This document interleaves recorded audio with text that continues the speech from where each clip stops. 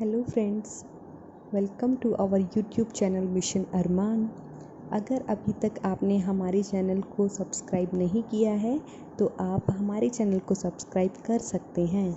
Hello guys, very warm welcome to the session and hope you all are doing well, and today we will discuss about ribosome, the protein synthesizing factory called ribosomes. Ribosomes are the type or part of RNA. RNA stands for ribonucleic acid that gained attention earlier in the hypothesis of the RNA world. The RNA world is a hypothetical stage in the evolutionary history of the life on Earth, in which self-replicating RNA molecule proliferate before the evolution of DNA and proteins. It means that the RNA is the first genetic material because it contains a self-replicating property. Self-replicating property, as it sets the best example of coronavirus, because coronavirus contains genetic material as a negative single-stranded RNA that replicate itself and undergoing very beautifully mutation. Then the properties of RNA that make it a nucleic acid are: it acts as an enzyme, that is ribozyme, self-replication property, then catalysis, then amino acid RNA ligation property, then peptide bond formation property. As it contains many properties that make it a first nucleic acid, but the limitation comes which satisfy that RNA is not a stable genetic material, because RNA at its second position of the ribose sugar contain OH, that is the hydroxyl group, which is very reactive and make it unstable. So the coronavirus gains mutation due to the presence of the RNA molecule. So RNA molecule is not considered as a stable nucleic acid. So here are the types of RNA: mRNA, messenger RNA, tRNA, transfer RNA, rRNA, ribosomal rRNA. As shown in the picture, the green part represents the rRNA, that is the ribosomal RNA, which contain a large subunit, that is the light green part, and the dark green part is the small subunit, and the chain between the two subunits called the mRNA, that is the template on which the genetic code is there, that is readable by the codons through tRNA. tRNA is a blue cone-like structure. At its top, it contains amino acid. That amino acids are linked by a peptide bond by the activity of ribosomal subunit, and hence in this way a peptide bond is formed between the amino acid, and as a result a protein is synthesized. Hence the whole process is known as the protein synthesis machinery, or we call ribosomes as a protein synthesizing factory. Let's discuss about the ribosomes. Ribosomes are the large ribonucleoprotein factories formed in nucleolus. Nucleolus is present in the nucleus, through which protein are synthesized, as we discussed earlier.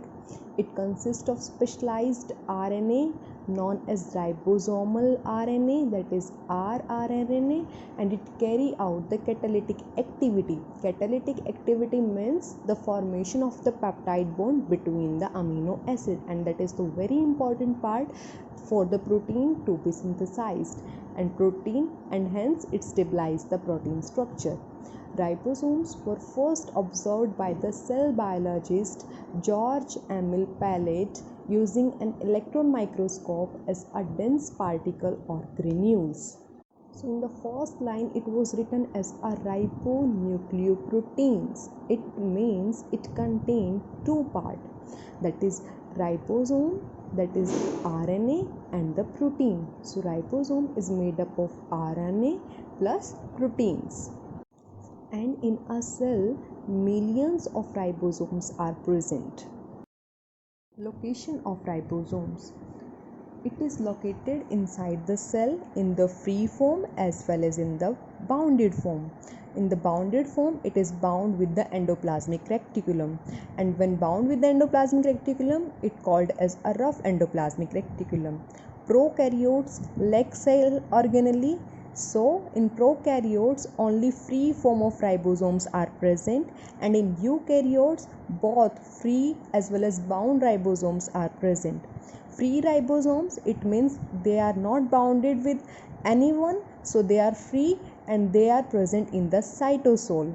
So the proteins that are formed from free ribosomes are released into the cytosol and used within the cell, not outside the cell. Bound ribosomes usually produce protein that are used within the plasma membrane or are expelled from the cell via exocytosis. That means that the bound ribosome synthesize proteins used within the plasma membrane. As plasma membrane contain proteins, plasma membrane is made up of lipid and proteins, so proteins came from the bounded ribosomes, and that proteins can be a integral membrane protein or a peripheral membrane protein. It can be a carrier, it can be a channel.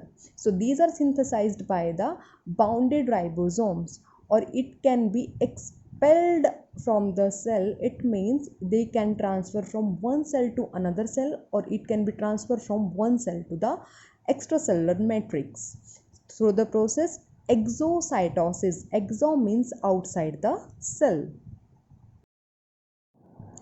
Here comes with the types of ribosome. So on the basis of sedimentation coefficient, ribosome are of basically major two types, that is 70S ribosome and 80S ribosome. The 70S ribosome found in prokaryotes as well as in the chloroplast of the plant cell. 80S ribosome found in cytoplasm of eukaryotes. And the third category, that is the 55S ribosome, that was found in the matrix of mitochondria.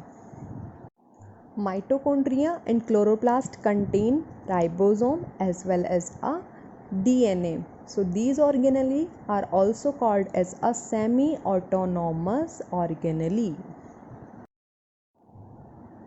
This figure represents the prokaryotic ribosome subunits, 30S ribosomal subunit and the 50S ribosomal subunit. It is made up of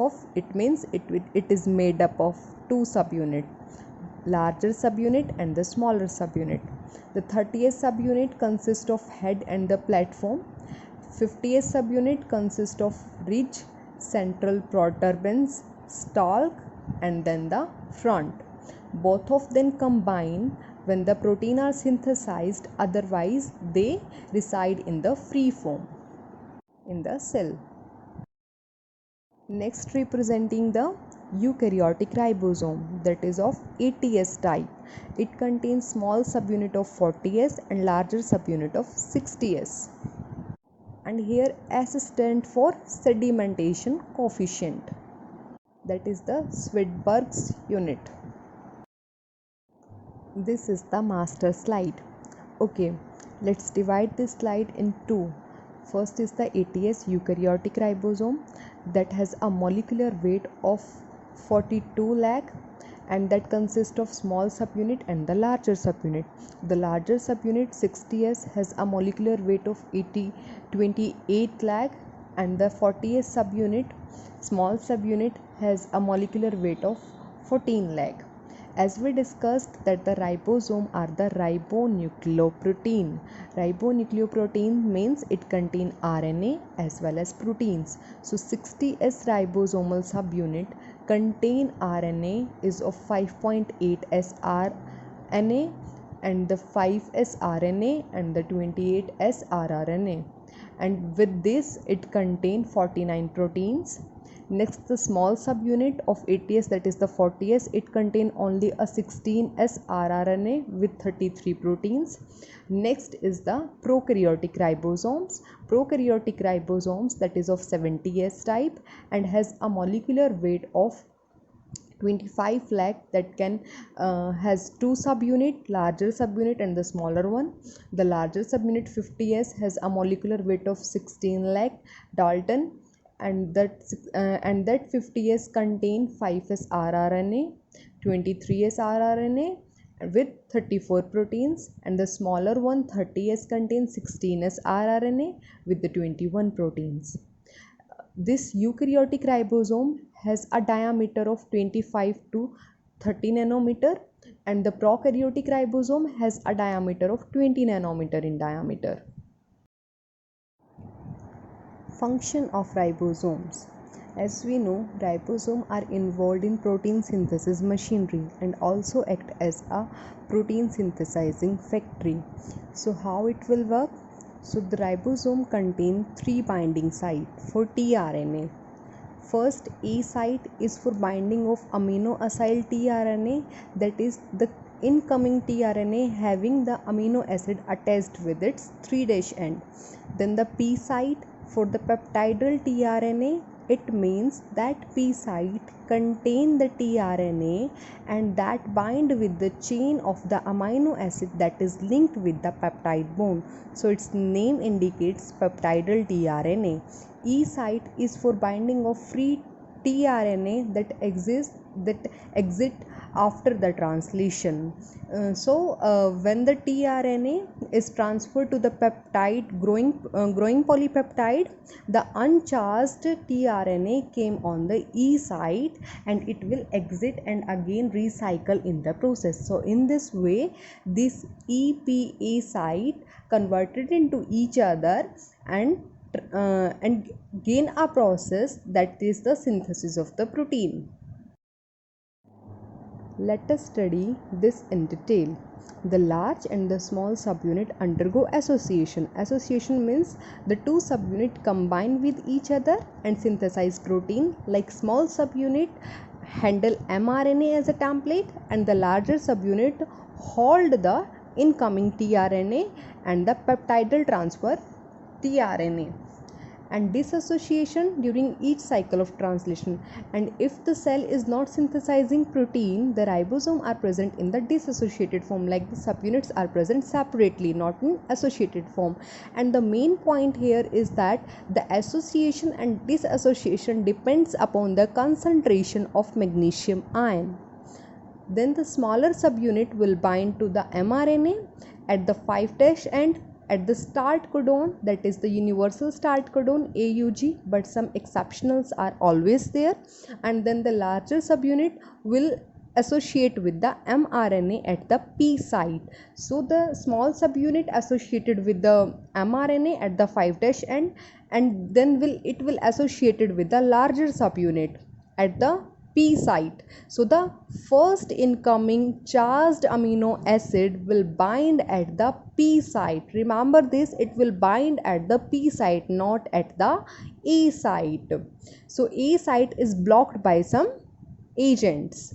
Okay, so P site of the larger subunit where the peptidal tRNA is going to bind as it catalyzes the peptidal bond formation.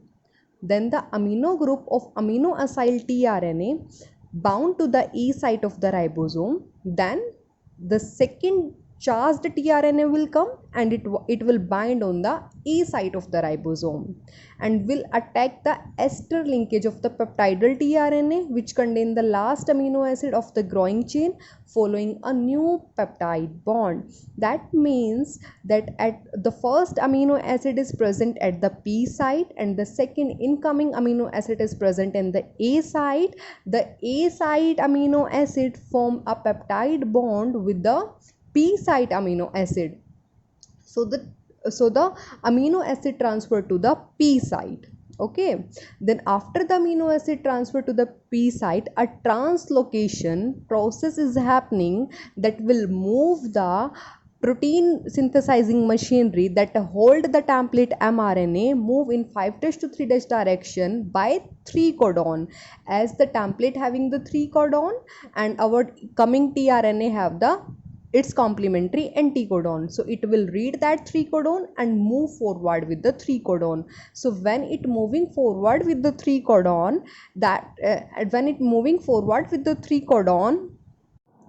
the A site converted into the P site and the P site converted into the E site.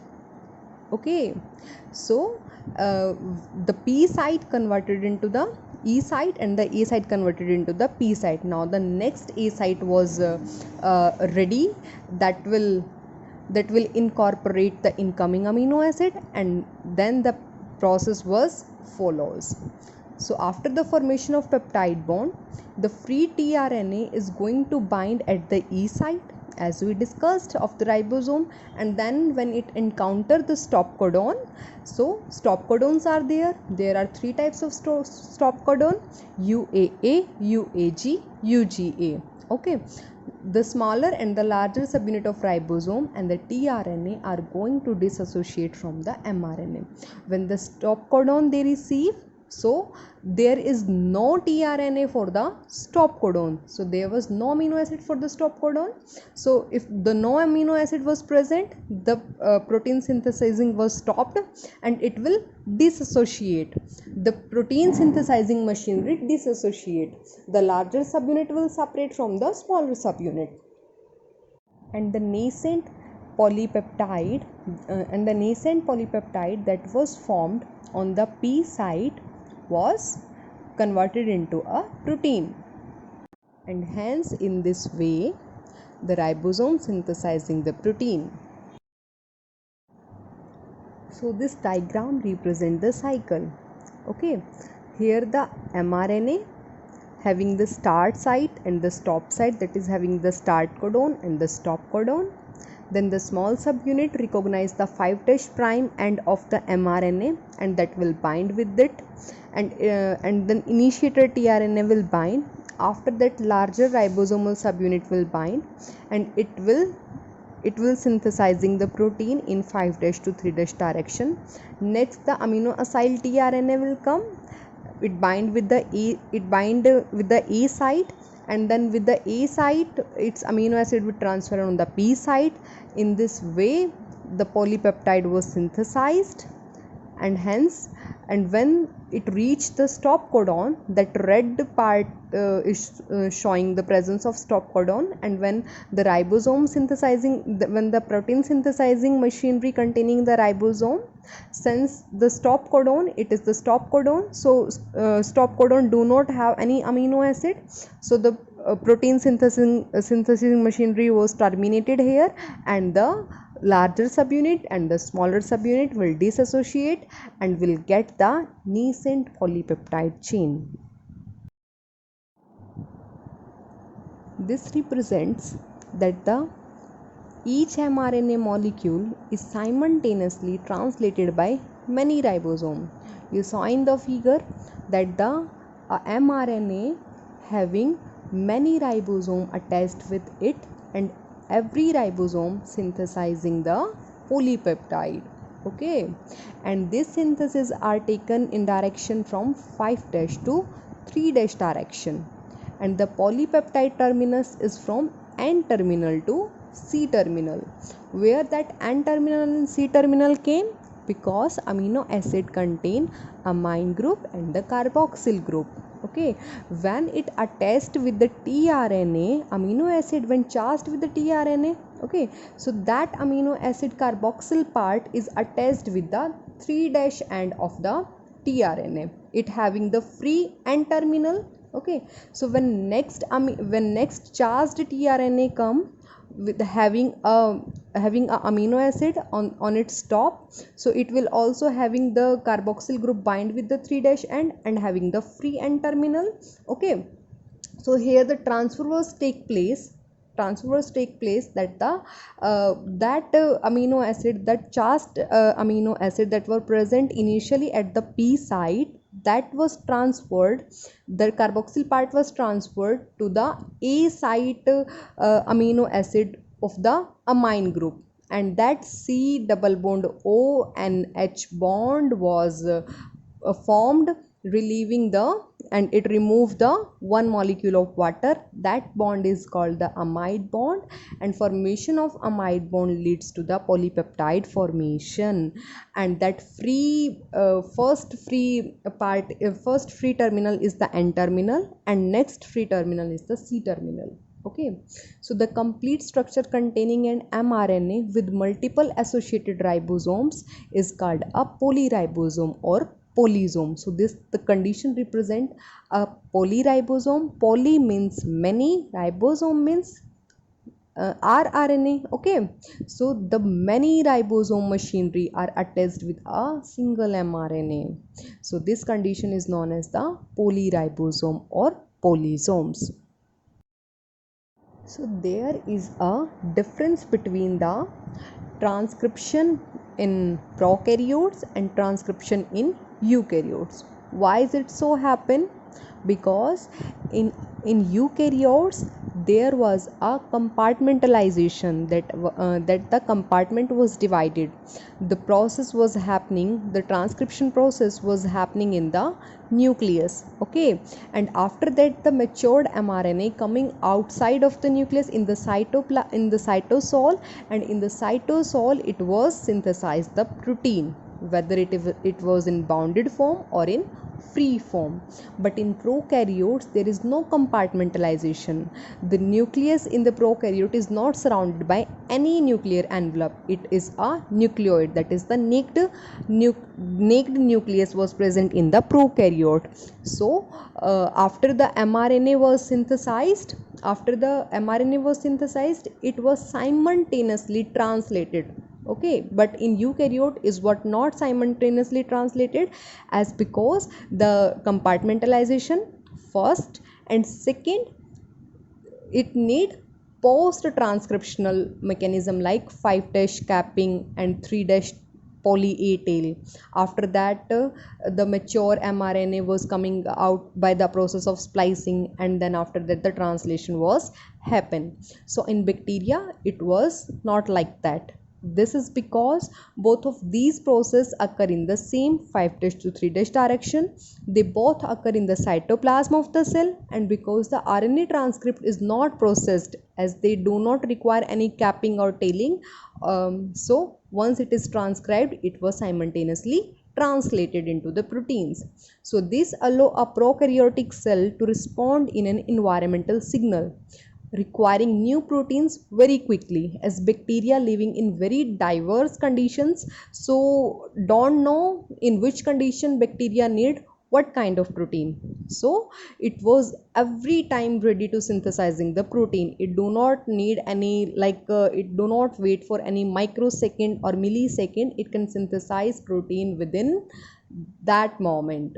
In contrast, in eukaryotic cells, simultaneous transcription and translation is not possible due to compartmentalization and then the post transcriptional mechanisms, which make them mRNA stable. So this diagram shows the coupling of transcription and translation in bacteria. You know na, transcription is the synthesis of mRNA from DNA. Okay, this is the duplex DNA, that is the genome of the bacteria, where from the genome, by the help of RNA polymerase, mRNA is transcribed. This process is known as the transcription. And you know the green, that the green chain was a mRNA that was synthesizing, not synthesized. Okay, it was synthesizing, and at the 5' and you saw the ribosome attached with it already. Hence there is no complete transcription was there, as translation initiated. Okay, so this is the direction of translation in 5' to 3' direction, and this is the direction of transcription 5' to 3' direction. Both are happening in the same direction, so this process occurs simultaneously. So the mRNA is translated by the ribosome while it's still being transcribed from DNA by RNA polymerase. RNA polymerase is an enzyme that transcribes DNA into RNA. So we concluded that the small ribosomal subunit which read the mRNA, it means mRNA having the codons, okay, and the larger subunits which join amino acid to form a polypeptide chain.